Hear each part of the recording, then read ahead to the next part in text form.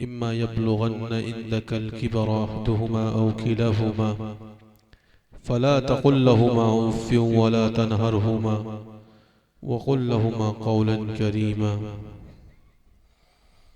वक़ाल अन्नबिय्यु सल्लल्लाहु अलैहि वसल्लम अल जन्नतु तहता क़दामिल उम्महात।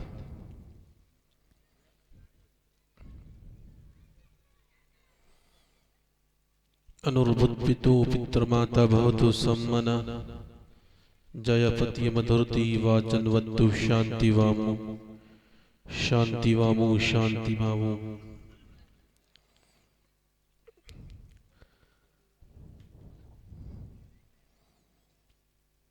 यत्र नारयस्तु पूजन्ते रमन्ते तत्र देवताः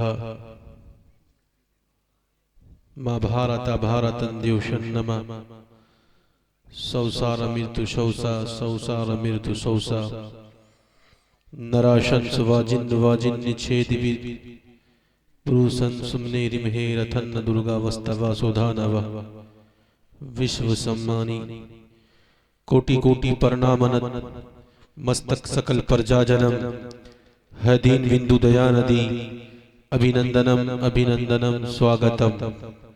शाहे उमम जन्म तिथि द्योदश रबीउल अव्वलम शुभ मंगलम प्रतिभा अतोबुत अलौकिक अति सुंदरम अति सुंदरम। त्रित्रूपम स्वर्ग सम्मक्का नगर अति पावन पुण्य बिंदु शशे भित्मु अरु अदि ज्योति जन्म स्थल मु। अवतारों में सबसे उत्तम अवतारों में सबसे उत्तम सिंहासन है आपका। अवतारों में सबसे उत्तम सिंहासन है आपका। हर उम्मती के हृदय पे शासन है आपका। हर उम्मती के हृदय पे शासन है आपका। हीरे जवाहरात लेकर के मैं क्या करूं, मेरे लिए तो कीमती दर्शन है आपका। मेरे लिए तो कीमती दर्शन है आपका। हृदय में मुस्तफा का यदि प्यार नहीं है, वो स्वर्ग में जाए कोई आधार नहीं है। वो स्वर्ग में जाए कोई आधार नहीं है कर्मशील दयावान नबी जी, है कर्मशील दयावान नबी जी। किस उम्मती पर आपका उपकार नहीं है, किस उम्मती पर आपका उपकार नहीं है। उम्मत गुनहगार जाए नरक में, उम्मत गुनहगार जाए नरक में, ये रहमत दो आलम का स्वीकार नहीं है। जिस घर में पधारे हैं शहंशाह दो जहां, जिस घर में पधारे हैं शहंशाह दो जहां, अब संसार में वैसा कोई घर बार नहीं है। अब संसार में वैसा कोई घर बार नहीं है। अजीज दोस्तों बुजुर्गों, अल्लाह तबारक व तआला का लाख लाख शुक्र और एहसानो करम यह हुआ कि अल्लाह ने हम सबको दीन की निस्बत से थोड़ी देर दीन की बातें कहने, सुनने और उस पर अमल करने की तौफीक दी है। अल्लाह से दुआ कीजिए अल्लाह हम सबको कहने सुनने से ज्यादा अमल की तौफीक अता फरमाए। दुआ कीजिए, कबूलियत की घड़ी है कि अबारेला जिन लोगों ने इस जलसे के अंदर ताउन किया है, जिस तरीके का ताउन किया है, अल्लाह इन तमाम वालों को इस उलमा की आमद के सदक़े तोफैल में सबको जन्नत वाला बनाए।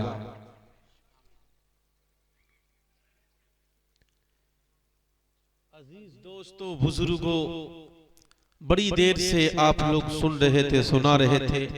मैं एक मर्तबा स्टेज पर आया, मैं अपने बारी का इंतजार किया। गालिबन मुफ्ती फैयाज साहब के बाद मेरी बारी थी, लेकिन बड़े बड़े अकाबिरीन स्टेज पर जलवा फरोज थे। मैं मुनासिब नहीं समझा कि इनके सामने मैं गुफ्तगू करूं। एक तालिबे इल्म बड़े बड़े अकाबिरीन के सामने कैसे गुफ्तगू कर सकता। बहरे कैफ आप लोग चंद लोग बैठे हुए हैं, लेकिन मैं आप लोगों से उम्मीद करता हूं कि जब तक दुआ ना होगी इंशाअल्लाह हम लोग यहां से नहीं जाएंगे। कितनी लोग हैं, थोड़ा हाथ उठा के बतलाइए। इंशाअल्लाह, माशाअल्लाह, हम और आप ईमान वाले हैं। अल्लाह ने हमें ईमान जैसी दौलत से नवाजा है। बस्ती मोहल्ले में जितने भी मुसलमान भाई रहते हैं, सब, चाहे हमारे बस्ती में कोई हिंदू भाई हो, उनसे भी हम मिलकर के रहेंगे, भाई से भी मिलकर के रहेंगे, पड़ोसी से मिलकर के रहेंगे। नौजवान साथियों, बुजुर्गों, अगर गांव का जायजा लिया जाए, बस्ती में देखा जाए, एक भाई दूसरे भाई से परेशान, एक भाई की लड़ाई दूसरे भाई से हो रही है, और मोहल्ले का जायजा लिया जाए, हर व्यक्ति ये शिकायत करते हुए नजर आता है कि फला पड़ोसी मेरा दुश्मन हो गया है। याद रखो इस्लामपुर के नौजवानों, इस मोहम्मद रसूलुल्लाह सल्लल्लाहु अलैहि वसल्लम की कदमे मुबारक की बरकत से पूरी इंसानियत की दुनिया के अंदर मोहब्बत का माहौल पैदा हो गया। हम उसके उम्मती हैं, तो हम अपने दिल में, अपने सीने में क्यों बुग़्ज़ पालें, हम अपने सीने में हसद क्यों पालें, हम अपने सीने में अदावत को क्यों पालें। इस्लामपुर के नौजवानों, आज इस जलसे से एक पैगाम लेकर के जाओ कि इंशाअल्लाह जब हम पड़ोस के किसी पड़ोसी से मिलेंगे, किसी भाई से मिलेंगे, किसी हिंदू भाई से मिलेंगे, इंशाअल्लाह मोहब्बत से मिलेंगे, तभी जाकर के ये जलसा कामयाब होगा।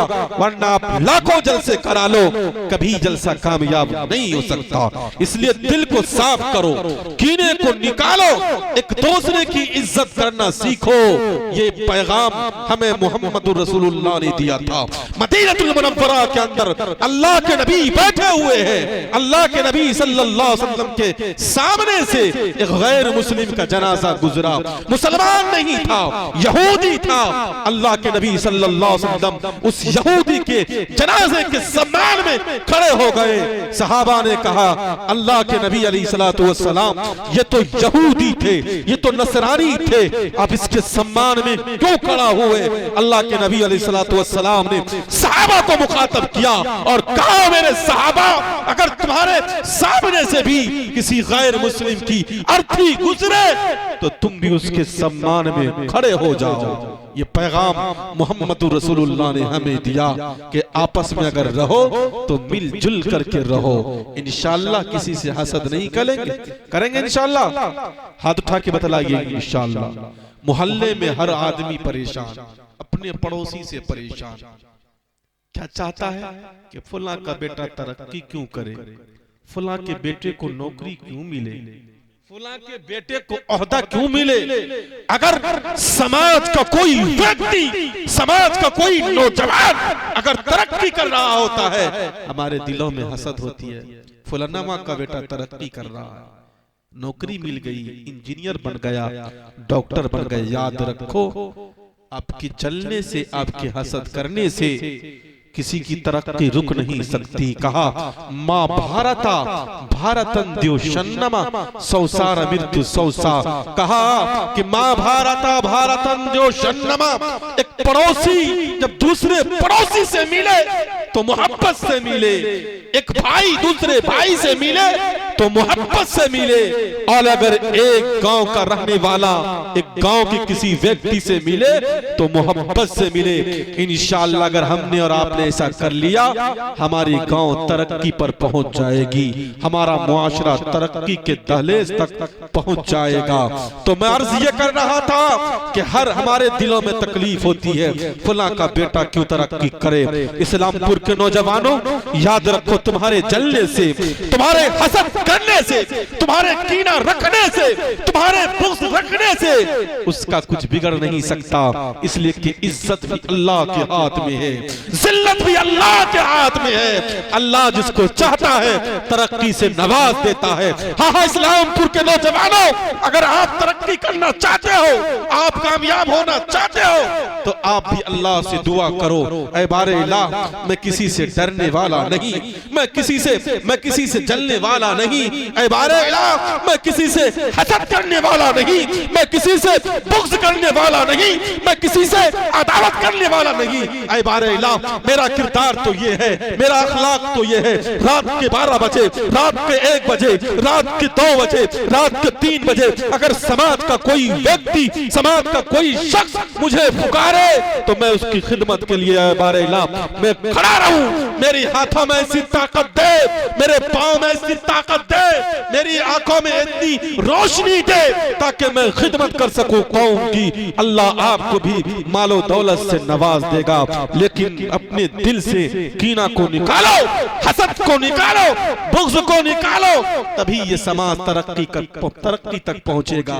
अल्लाह के नबी ने कहा जो अपने सीने में बुग़्ज़ पालता है, हसद पालता है और कीने को पालता है, याद रखो अगर इसी हालत में तुम्हारी मौत हो जाती है, अरे जन्नत में जाना तो दूर की बात, जन्नत की खुशबू भी नहीं सूंघ सकते। जब तक तुम्हारे सीने से हसद को निकाल करके खत्म न कर दिया जाए, जब तक तुम्हारे दिलों से बुग़्ज़ को निकाल करके जला न दिया जाए, तब तक जन्नत में जाना तो दूर की बात, जन्नत की खुशबू भी नहीं सूंघ सकते। कैसे वो सहाबी रसूल थे, अल्लाह के नबी सल्लल्लाहु अलैहि वसल्लम से इजाजत तलब कर रहे हैं। अल्लाह के नबी अलैहिस्सलातु वस्सलाम अगर आपकी इजाजत हो तो मैं जाऊं। जंग का मैदान था, मेरा एक भाई था जो जंग से वापस नहीं आया। अल्लाह के नबी ने कहा जाओ जाओ देखो तुम्हारा भाई कहाँ रह गया।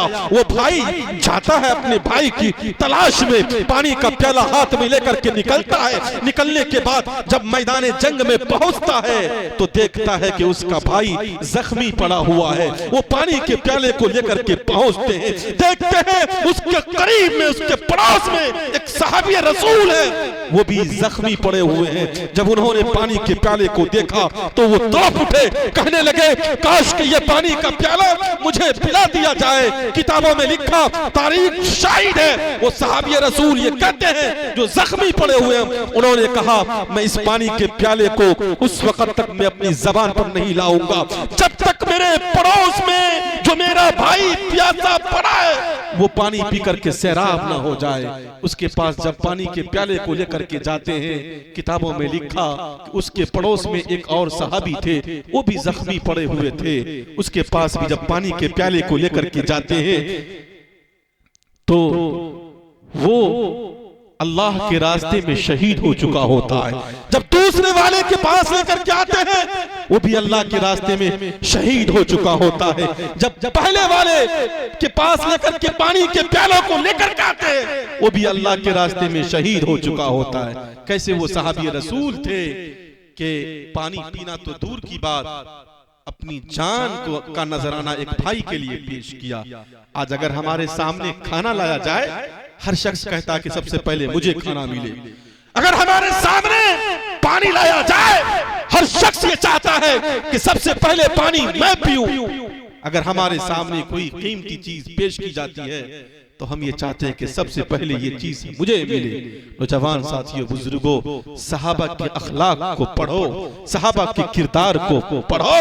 ये जमाना, ये दौर बड़ा दौर चल रहा है। हमारे हिंदू भाई की किताबों में लिखा कि जमाने की 3 किस्में हैं। गौर से सुनिए, जमाने की 4 किस्में हैं। हमारे हिंदू भाई के यहाँ युग उसको कहा जाता है। युग की 4 किस्में हैं। सबसे पहली किस्म जो गुजरा, जो जमाना, जो युग गुजरा, वो सतयुग का दौर गुजरा। सतयुग कहते हैं सच्चाई के दौर को। इस युग में, इस जमाने में कोई बेहयाई नहीं थी, कोई बदअमनी नहीं थी, हर तरफ सच्चाई का बोलबाला था। और इसकी मुद्दत कितनी रही? किताबों में लिखा 17,18,000 साल ये जमाना, ये युग रहा का, इसमें कोई बदअमनी नहीं थी। उसके बाद दूसरा युग आया। कौन सा युग? त्रेता युग। इसकी लंबाई 12,94,000 साल।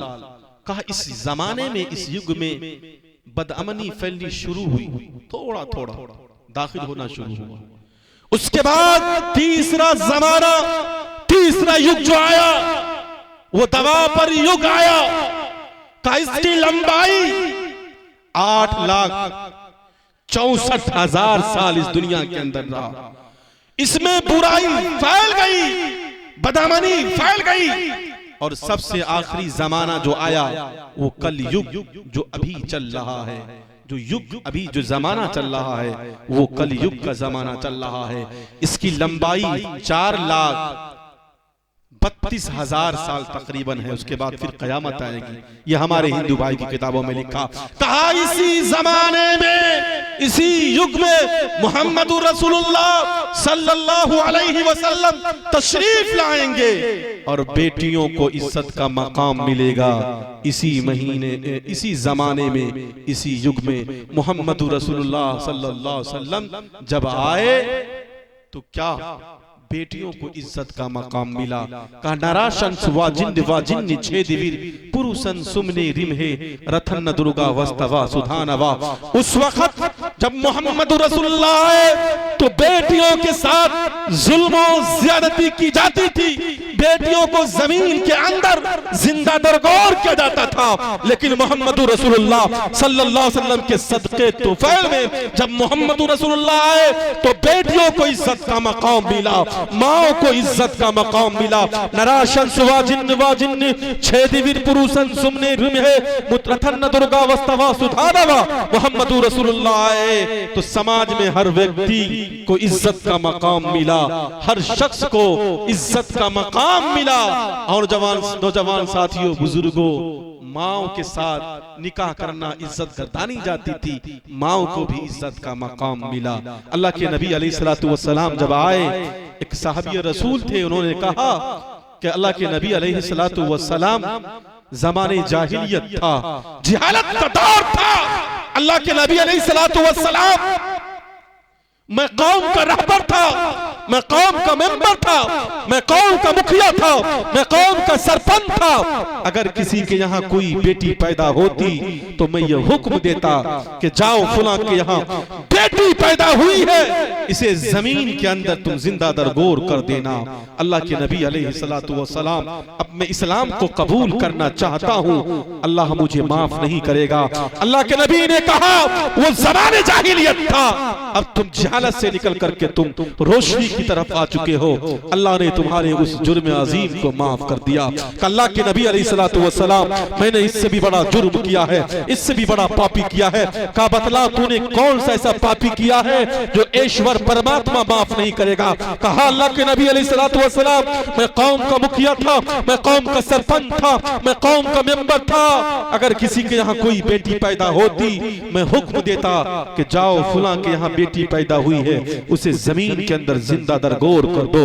एक मर्तबा का वाकया है, मेरी बीवी हामला थी, मेरी बीवी के पेट में बच्चा पल रहा था, मैं सफर पर जा रहा था। अल्लाह के नबी अलैहिस्सलातु वस्सलाम से उसने कहा, जब मैं सफर पर जा रहा था अपनी बीवी से मैंने ये कहा कि ऐ मेरी प्यारी लाडली बीवी, जो तुम्हारे पेट में बच्चा पल रहा है, अगर ये लड़की पैदा हो जाए तो तुम इसे जमीन के अंदर जिंदा दरगोर कर देना।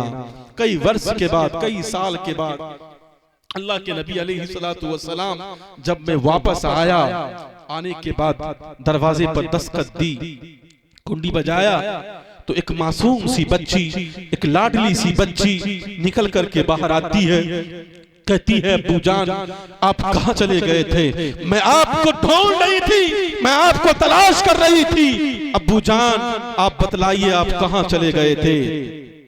अल्लाह के नबी ने कहा तुमने उस बच्ची के साथ क्या किया? कहा अल्लाह के नबी अलैहिस्सलातु वस्सलाम, मैं गुस्से के मारे अंदर दाखिल हुआ, अपनी बीवी से कहा जल्दी से इस बच्ची को नहलाओ, इसको अच्छे कपड़े पहना दो, इसके बालों में तेल लगा दो, हाँ इसके बालों में कंघी कर दो, इसको अच्छे कपड़े पहना करके तुम तैयार करो। आज मैं जंगलों के अंदर लेकर के जाऊंगा, इस बच्ची को जमीन के अंदर जिंदा दरगोर करूंगा। नौजवान साथियों, बुजुर्गों, अल्लाह के नबी ने कहा तुमने उस बच्ची के साथ क्या किया?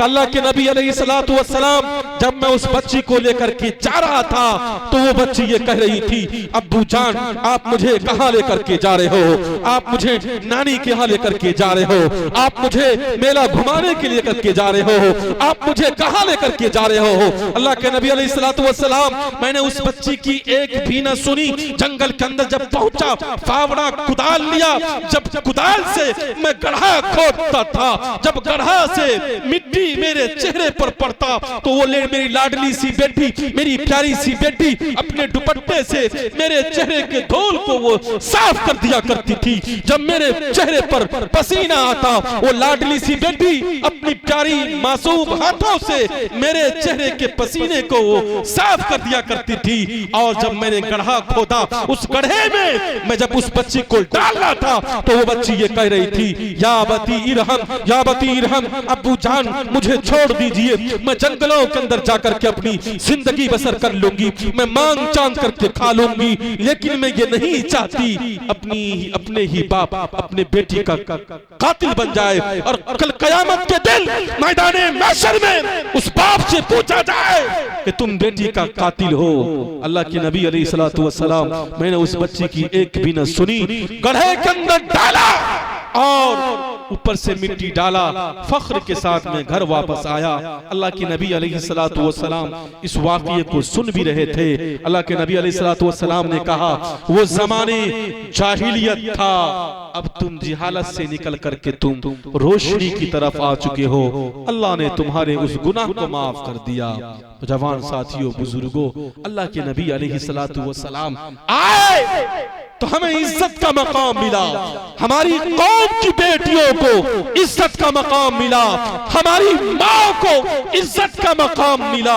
लेकिन आज हम अपनी बेटियों की इज्जत को अपने पांव से तार तार कर रहे हैं। कितनी तकलीफ मोहम्मद रसूलुल्लाह सल्लल्लाहु अलैहि वसल्लम को होती होगी। इसलिए कौम के नौजवानों, अगर तुम्हारे घर में तुम्हारी बेटी है तो याद रखो वो तुम्हारे लिए रहमत भी है, बरकत भी है। और अगर तुम्हारे घर में तुम्हारी माँ है तो माँ के कदमों के नीचे जन्नत है, बाप जन्नत का दरवाजा है।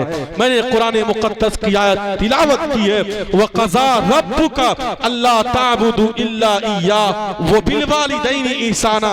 अल्लाह ने कुरान मुक़द्दस में ये फैसला कर दिया, अगर किसी की इस धरती पर इबादत की जाएगी तो वो सिर्फ एक अल्लाह की इबादत की जाएगी। अल्लाह ने अपनी इबादत के बाद किसकी इताअत का हुक्म दिया, किसके साथ हुस्ने सुलूक का हुक्म दिया, वो भी मैं आप तक पैगाम दूंगा।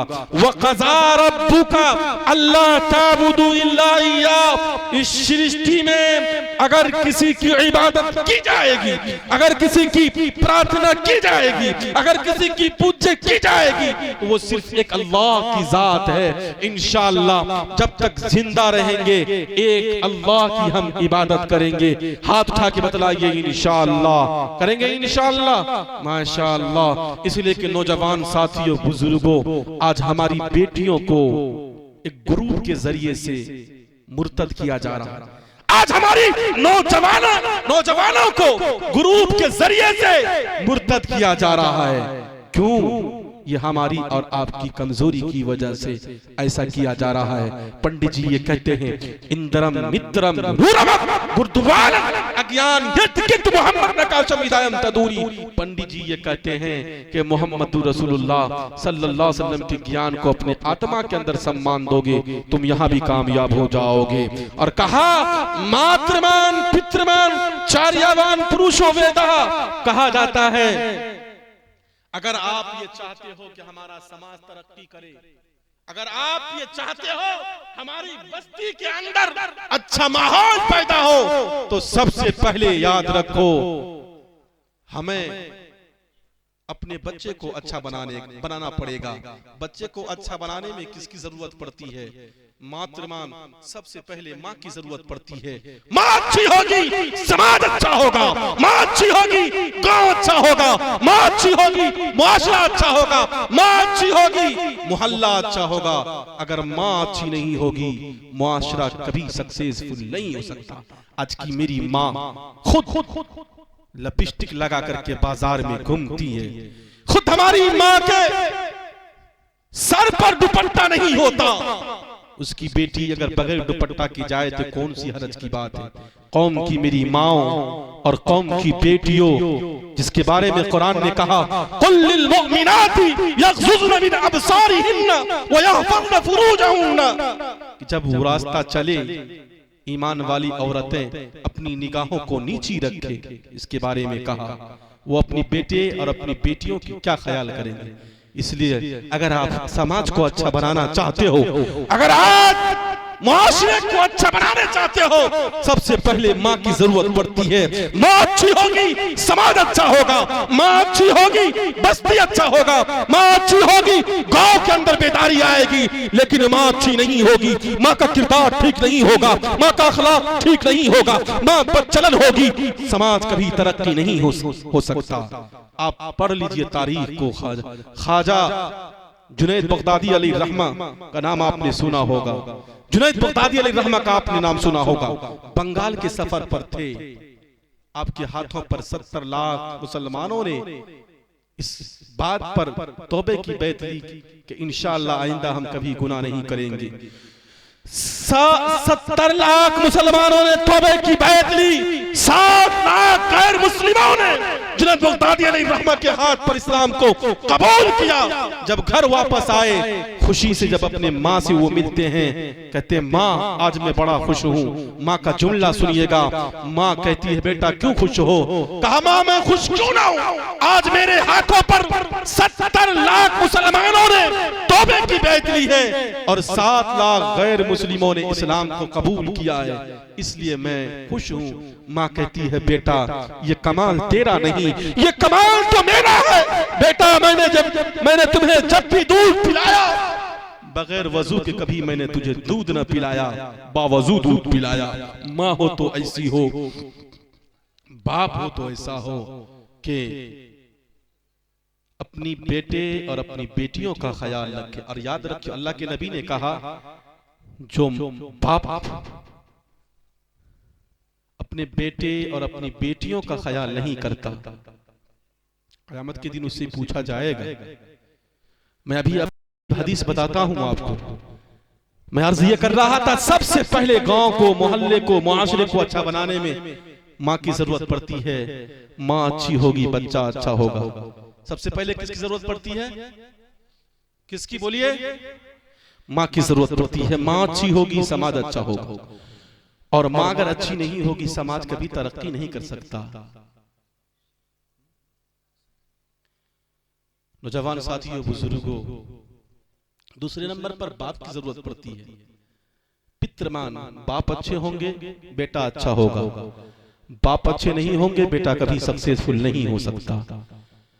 कहा कि अल्लाह के नबी अलैहिस्सलातु वस्सलाम ने जिस बाप को यह फिक्र ना हो कि मेरी बेटी किससे बात कर रही है मोबाइल पर, मेरा बेटा किससे बात कर रहा है रात के 2 बजे, रात के 3 बजे, रात के 12 बजे, ऐसे शख्स के बारे में अल्लाह के नबी ने कहा ऐसा शख्स दय्यूस है, दय्यूस, और दय्यूस कभी जन्नत में नहीं जाएगा।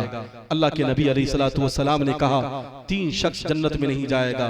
मर्द में दय्यूस, जो अपनी बहू, बेटी, अपनी बहन की निगरानी नहीं करता, वो जन्नत में नहीं जाएगा।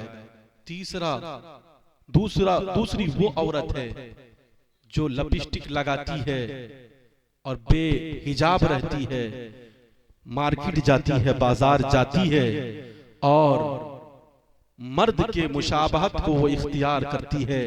ऐसी औरत के बारे में अल्लाह के नबी ने कहा ऐसी औरत भी जन्नत में नहीं जाएगी।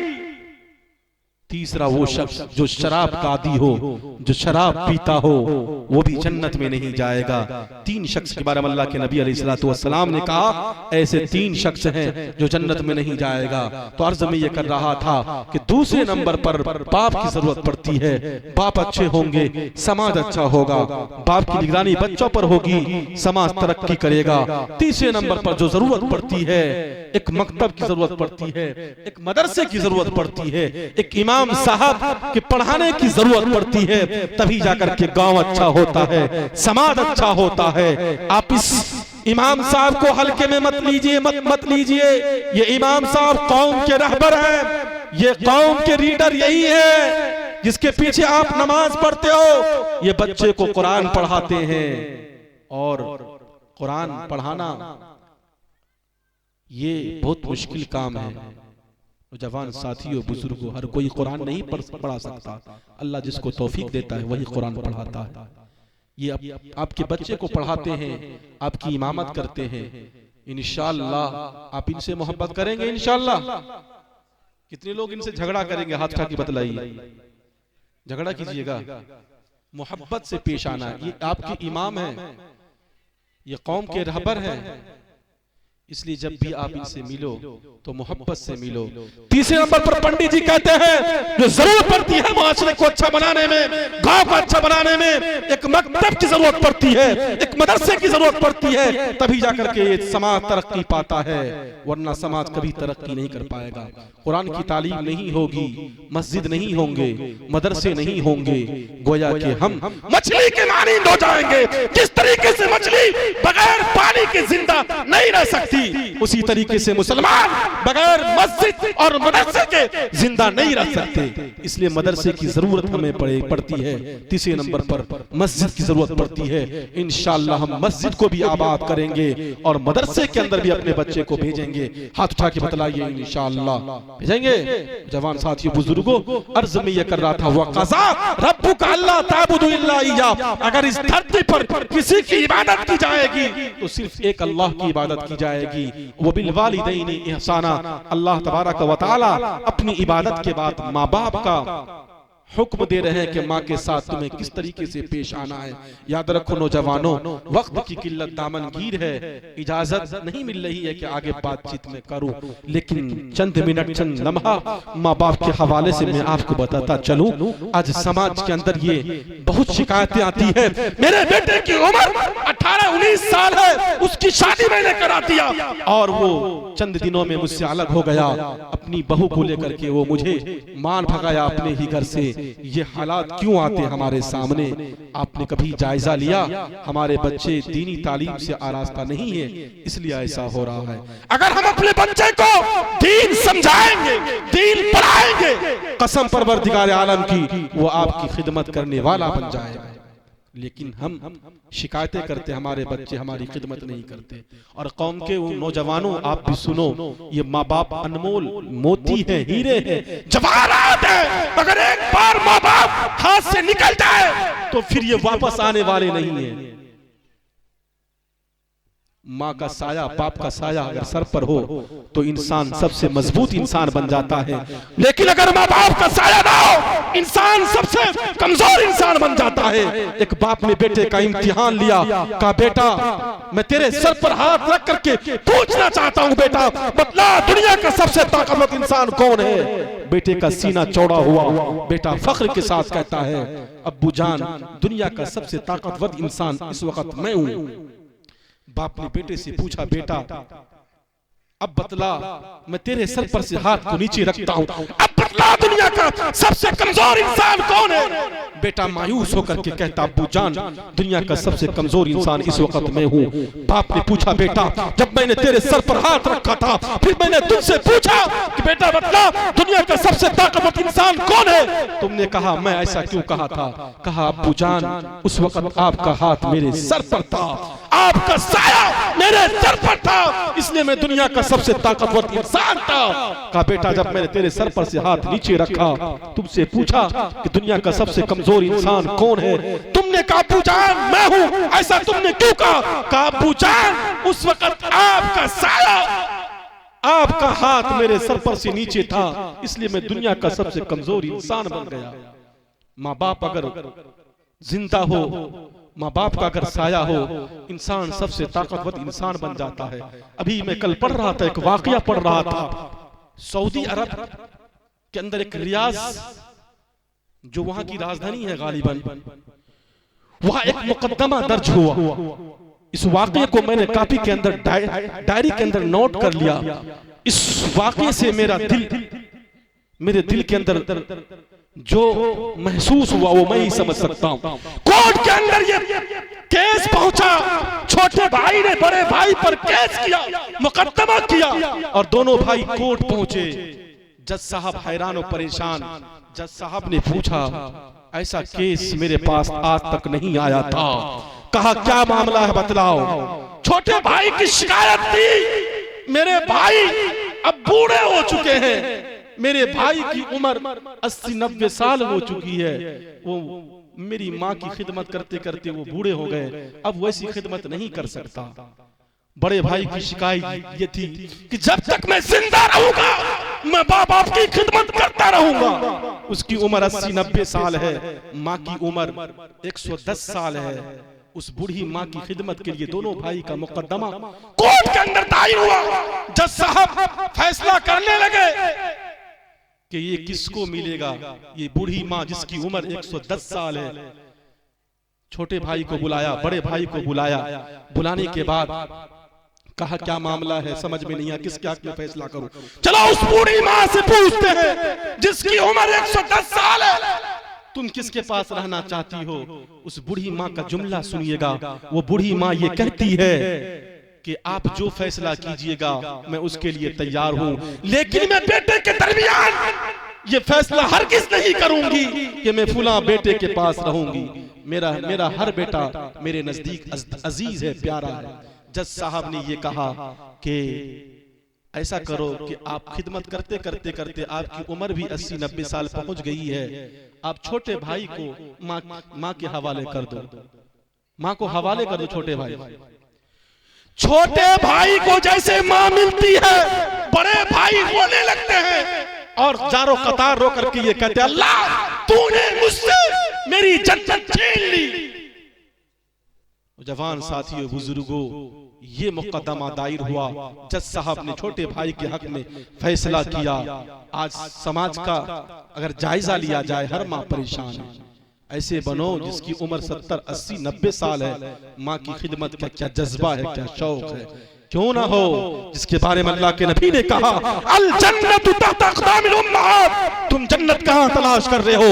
मज़ारों में तलाश कर रहे हो, पीरों के पास जा रहे हो। अल जन्नतु तहत अक़दामिल उम्महात, तुम्हारे माँ के कदमों के नीचे, माँ के चरणों के नीचे जन्नत है। तुम माँ के कदमों को चूमो, तुम्हें जन्नत मिल जाएगी। माँ की खिदमत करो, तुम्हें जन्नत मिल जाएगी। पति पितृ माता भवतो सम्मना जया पति मधुरति वाचन वक्तु शांति वामु। अगर तुम यहाँ भी कामयाब होना चाहते हो, वहाँ भी कामयाब होना चाहते हो, माँ के कदमों को चूम लो, माँ की खिदमत करो, तुम्हें जन्नत मिल जाएगी। एक डॉक्टर साहब पढ़ करके आए, कहा डॉक्टर साहब ने माँ से, माँ मैंने किताबों में पढ़ा है कि माँ के कदमों के नीचे जन्नत है, मैं जन्नत हासिल करना चाहता हूँ, मैं तेरा हक अदा करना चाहता हूँ। कहा अपने दौर का नबी तो माँ का हक अदा नहीं कर सका, इस दुनिया में कोई माँ का हक अदा नहीं कर सकता, बल्कि अल्लाह के नबी अलैहिस्सलातु वस्सलाम ये दुआएं करते थे, ये तमन्नाएं करते थे, काश कि मेरी माँ जिंदा होती और मैं ईशा की नमाज पढ़ रहा होता, मेरी माँ मुझे पुकारती, बेटा मोहम्मद इधर आ, मैं सूरह फातिहा पढ़ रहा होता, मैं नमाज को तोड़ करके माँ के कदमों में गिर जाता। मेरे नबी ये तमन्नाएं करते थे। तो जवान साथियों, बुजुर्गों, तो डॉक्टर साहब ने कहा, अम्मी जान मैंने किताबों में पढ़ा है कि माँ के कदमों के नीचे जन्नत है और बाप जन्नत का दरवाजा है, इसलिए मैं तेरी खिदमत करना चाहता हूँ, तुझे राजी करना चाहता हूँ, तेरा हक मैं अदा करना चाहता हूँ। माँ से वो बजीद हो गया। माँ ने कहा, ठीक है बेटा, अगर तू मेरी खिदमत करना चाहता है, एक रात तुम्हें मेरे कमरे में सोना पड़ेगा, तेरा इम्तिहान हो जाएगा कि तुम कितनी माँ बाप की खिदमत पर उतर आते हो। माँ ने कहा, बेटा मुझे पानी पीने की जरूरत है। बेटा भी सोया, माँ भी सो गई। कुछ देर के बाद माँ कहती है, बेटा मुझे पानी पीने की जरूरत है। बेटा ला करके दिया।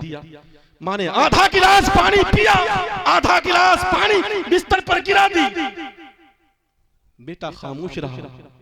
फिर माँ थोड़ी देर के बाद बेटे से कहता, बेटा मुझे गर्म पानी पीने की जरूरत है, मुझे तुम गर्म पानी पिलाओगे? कहा माँ, तेरी खिदमत के लिए मैं यहाँ तो आया।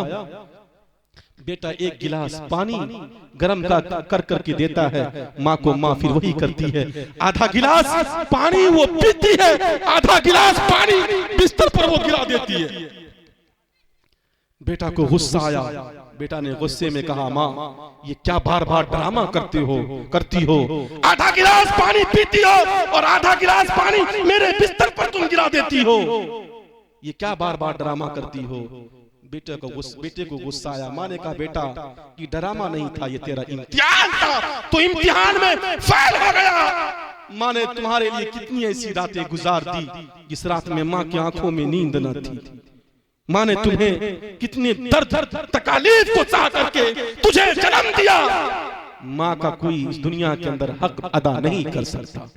माँ तो माँ होती है, माँ के कदमों के नीचे अल्लाह ने ऐसी जन्नत नहीं रखी। तो जवान साथियों, बुजुर्गों, माँ की दुआएं भी असर ले आती है, माँ की बद्दुआएं भी असर ले आती है। माँ अगर दुआ कर दे तो माँ की दुआएं रद्द नहीं जाती, माँ अगर बद्दुआ कर दे तो बद्दुआएं भी रद्द नहीं जाती। खाने काबा का इमाम, नाम सुना होगा आपने, इमाम अस-सुदैस जिनका नाम है, भी खाने काबा में इमामत कर रहे हैं। वो बयान करते हैं, मेंबर पर खुतबा दे रहे थे। उन्होंने कहा मैं खाने काबा का इमाम कैसे बना? कहा मैं खाने काबा का इमाम कैसे बना? उन्होंने अपने दिल की बात मेंबर से ये पेश किया कि मैं खाने काबा का अगर इमाम हूं तो ये मेरी माँ की दुआओं का सिला है। मेरी माँ ने मुझे गुस्से में दुआ दी थी, बद्दुआएं नहीं दी थी। मेरी माँ ने ये कहा था बेटा जा तुम्हें अल्लाह खाने काबा का इमाम बनाए। अगर आज मैं खाने काबा का इमाम हूं तो ये मेरी माँ की दुआओं का सिला है। नौजवान साथियों, बुजुर्गों, माँ के बद्दुआओं से भी बचो, माँ की दुआएं लिया करो। माँ की दुआएं असर ले आती है, इसलिए माँ के खाने की जिम्मेदारी तुम लो, इंशाअल्लाह तुम्हारे घरों में बरकत होगी। माँ के कपड़े की जिम्मेदारी तुम लो, धोने की जिम्मेदारी तुम लो, तुम्हारे घर में बरकत होगी। माँ की रहन सहन का इंतजाम तुम करोगे, तुम्हारे घरों में इंशाअल्लाह खैर व बरकत का नुज़ूल होगा। आज हम डरते हमारे माँ बाप खा लेंगे, हमारा खाना घट जाएगा। हमारे घर में परेशानी है, याद रखो। तुम परेशान इसलिए हो, तुम माँ बाप को परेशान कर रहे हो इसलिए तुम परेशान हो, और परेशानी की कोई वजह नहीं। माँ के खाने से खाना घट जाएगा, माँ के खाने से, बाप के खाने से घर में बरकत नहीं होगी। अरे जिस माँ ने खुद नहीं खाया, जिस बाप ने खुद नहीं खाना खाया, वो खुद भूखा रह करके तुम्हें खाना खिलाया, उसके खिलाने से कैसे तुम्हारे रिस्क घट जाएंगे। इंशाअल्लाह हम लोग माँ की भी खिदमत करेंगे, बाप की भी खिदमत करेंगे। कितने लोग हैं, थोड़ा हाथ उठा के बतलाइए। इंशाअल्लाह करेंगे माँ की खिदमत, इंशाअल्लाह। अगर हमने और आपने ऐसा कर लिया, इंशाअल्लाह ये इस्लामपुर का जलसा इंशाअल्लाह कामयाबी के दहलीज पर पहुंचेगा। इंशाअल्लाह करेंगे अमल। मैंने क्या बतलाया? सबसे पहले बस्ती में अगर कोई शख्स किसी शख्स से मिले तो मोहब्बत से मिलेंगे इंशाअल्लाह। लड़ाई करेंगे, सीना चौड़ा करते हैं, कहते ला बेटा लाठी हमसे बड़ा है तो क्या। अल्लाह के नबी अलैहिस्सलातु वस्सलाम ने पत्थरें खाई, दुश्मन को दुआएं दी, बदला नहीं लिया, तभी जाकर के इस्लाम फैला, बड़ी तेजी से फैला। मोहम्मद रसूलुल्लाह ने माफ करना सिखाया, मोहम्मद रसूलुल्लाह ने बदला लेना नहीं सिखलाया, इसलिए इस्लाम तेजी के साथ फैला। अगर इस्लाम को चाहते हो कि इस्लाम तेजी के साथ फैले तो मोहब्बत का पैगाम दो, मवद्दत का पैगाम दो। इंशाअल्लाह देंगे, बस्ती में लड़ाई करेंगे इंशाअल्लाह, नहीं करेंगे ना? आज हक बतलाइए इंशाअल्लाह। दिल में अगर हसद है, दूसरे नंबर पर मैंने बतलाया था, हसद, कीना, बुग़्ज़ है, इसको खुरच करके फेंक दो, फेंकेंगे इंशाअल्लाह, तभी जाकर के ये मोहल्ला बस्ती इंशाअल्लाह कामयाबी के दहलीज पर पहुंचेगा। इस मस्जिद को आबाद करेंगे इंशाअल्लाह। कितने नमाजी हैं? हमने सुना है कि 2-3 ही नमाजी रहते हैं, बस 2 से 3 नमाजी बतलाइए। अल्लाह नाराज नहीं है, फिर क्या है? हम कहते हैं हमारे ऊपर जुल्म और ज्यादती हो रही है। क्यों? हमारे इस कारनामे की वजह से। मस्जिद है लेकिन मस्जिद को हम आबाद नहीं करते। इमाम साहब अकेले नमाज पढ़ रहे हैं, इमाम साहब खालिस मुअज्जिन साहब, इमाम साहब खालिस मुअज्जिन साहब। इंशाअल्लाह हम लोग नमाज पाबंदी के साथ पढ़ेंगे इंशाअल्लाह। कितने लोग हैं आज से नमाज पढ़ेंगे? फजर से पढ़ेंगे इंशाअल्लाह। तीसरी चीज मैंने ये बतलाया था, उलमा की, इमाम साहब की इज्जत करो, करेंगे इंशाअल्लाह। चौथी चीज, मेरी माँ मेरी बहनें भी बैठी हुई है, मैंने उनसे कहा था कि आप अपने बच्चों की निगरानी कीजिए, बेटी हो या बेटा। अगर आप चाहते हो कि हमारे समाज में तरक्की हो तो सबसे पहले हमें अपने बेटे और बेटी की निगरानी करना पड़ेगा। उसको शिक्षा दो, तालीम दो, देंगे इंशाअल्लाह। और मैंने बतलाया था कि अपने बेटे की और अपनी बेटी की निगरानी करो। हमारी बेटियां 8 लाख मुस्लिम लड़की गैरों के हाथ पर अपना हाथ दे बैठी, गैरों के हाथ पर अपना हाथ दे करके वो जीनत बनी हुई है। ये किसकी वजह से? हमारी कमजोरी की वजह से। 8 लाख इस मुल्क हिंदुस्तान में, और हमने जहेज को इतना महंगा कर दिया, इतना महंगा कर दिया कि बेटी भागने पर मजबूर है। 5 लाख, 6 लाख, 7 लाख। कलकत्ता का वाकया है, सलीम नाम का शख्स है और उसकी बेटी इस दुनिया से अलविदा कह गई और अपनी जान का नजराना पेश कर गई। क्यों? ये हमारी और आपकी कमजोरी की वजह से। वक्त नहीं, इसलिए वरना मैं तफसील से बताता। इंशाल्लाह अपने बेटी और अपने बेटों की हम खुद निगरानी करेंगे इंशाल्लाह। और इस मकतब के अंदर इंशाल्लाह हम अपने बच्चे को भेजेंगे इंशाल्लाह। अल्लाह से दुआ कीजिए अल्लाह ताला हम सबको इन कही हुई बातों पर अमल करने की तौफीक अता फरमाए। चमन में जब तक फूल खिलते रहेंगे, रही जिंदगी, इंशाअल्लाह फिर मिलते रहेंगे। वाखिरु दावा अनिल हम्दुलिल्लाहि रब्बिल आलमीन।